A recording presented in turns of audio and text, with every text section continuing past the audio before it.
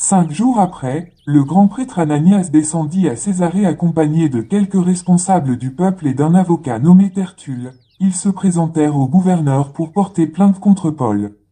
On appela celui-ci et Tertulle commença son réquisitoire en ces termes: « Excellence, grâce à toi, à ta sage administration et aux réformes que ta sollicitude pour ce peuple t'a inspiré, nous jouissons d'une paix parfaite.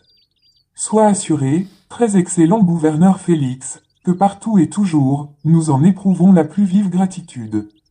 Toutefois, nous ne voudrions pas te retenir trop longtemps. Je te prie seulement de nous accorder pour quelques instants ta bienveillante attention. Nous avons découvert que cet individu est un danger public, il provoque des troubles chez tous les Juifs dans le monde entier, c'est un chef de la secte des Nazaréens. Et il a même tenté de profaner le temple, c'est alors que nous l'avons arrêté, nous voulions le juger d'après notre loi. Mais le commandant Lysias est intervenu avec beaucoup de violence et l'a arraché de nos mains.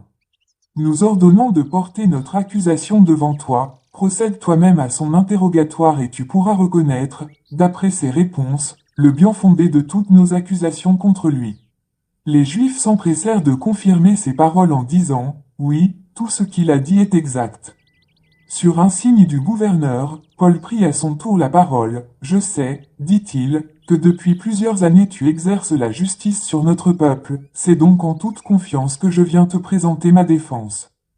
Comme tu peux le vérifier toi-même, il n'y a pas plus de 12 jours que je suis monté à Jérusalem pour y rendre un culte à Dieu.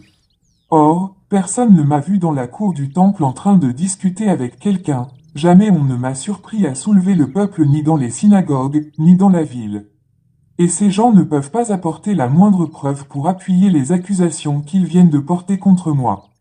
Certes, je le reconnais volontiers devant toi, je sers le Dieu de mes ancêtres suivant la voie qu'il qualifie de secte, je crois tout ce qui est écrit dans la loi et les prophètes. J'ai cette espérance en Dieu, et cette espérance est aussi la leur, que les morts, justes et injustes, ressusciteront. C'est pourquoi je m'applique sans cesse, moi aussi, à garder une conscience irréprochable, tant devant Dieu que devant les hommes. Après plusieurs années d'absence, je suis revenu dans mon pays pour apporter une aide en argent aux gens de mon peuple et pour présenter des offrandes à Dieu. J'étais alors dans la cour du temple, après avoir accompli les cérémonies de la purification, il n'y avait autour de moi ni attroupement, ni désordre, telle était la situation quand ils m'ont trouvé.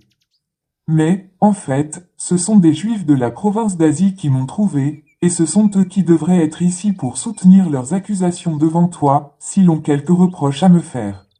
Ou bien alors, que ceux qui sont ici présents disent de quels méfaits ils m'ont reconnu coupable lorsque j'ai comparu devant le grand conseil.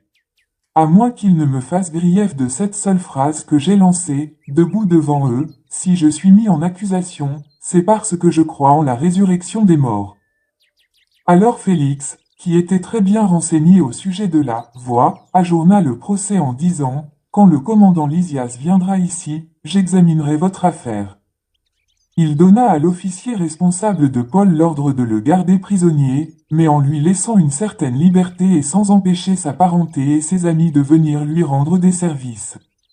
Quelques jours plus tard, Félix revint, accompagné de sa femme Drusille qui était juive, il fit appeler Paul et il l'écouta parler de la foi en Jésus-Christ. Mais lorsque Paul en vint à ce qu'est la juste manière de vivre, à la maîtrise de soi et au jugement à venir, Félix prit peur et lui dit: « Pour aujourd'hui, cela suffit, tu peux te retirer, quand j'en aurai le temps, je te ferai rappeler. » Il nourrissait l'espoir que Paul lui donnerait de l'argent, c'est pourquoi il le faisait venir assez souvent pour s'entretenir avec lui. 2 années s'écoulèrent ainsi, après quoi, Félix fut remplacé par Porcius Festus, mais, pour se ménager les bonnes grâces des Juifs, Félix laissa Paul en prison.